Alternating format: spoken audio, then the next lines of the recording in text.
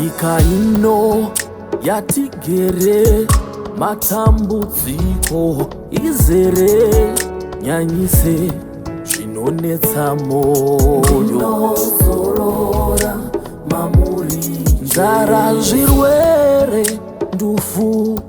nyika yakazara zvinodzimba moyo handivhunduke hama dzangweni dzinovimba navamwari venyika ino inini nemhuri yanotizira zvinetso kunyange zvikauya matambudziko akakura anotakura ndinotizira kwamuri, ndinotizira kwamuri, ndinovanda mamuri,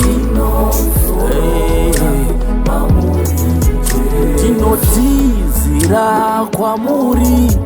ndinotizira kwamuri, ndinovanda mamuri, ndinotizira kwamuri, ndinotizira kwamuri, ndinovanda mamuri, rudo rwevazhinji rwatonhora nyika izere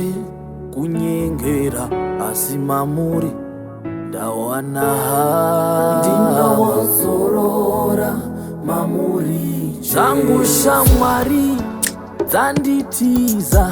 ndapindana netsavatsava Jesu shamwari yakanaka ivo vavengi ngavaronge vanoronga vasina undigadzikira tafunotizira zvinetso kunyange zvikauya matambudziko akakura anotakura anirasikutenda ndinotizira kwamuri, ndinotizira kwamuri, ndinovanda mamuri, ndinotizira kwamuri, ndinotizira kwamuri, ndinovanda mamuri, ndinotizira kwamuri, ndinotizira kwamuri, ndinovanda mamuri, asika zororo revanotenda zororo richiripo richigere iro zororo revanotenda zororo richiripo sabata guru richigere ndinotizira kwamuri, ndinotizira kwamuri, ndinovanda mamuri, ndinotizira kwamuri, ndinotizira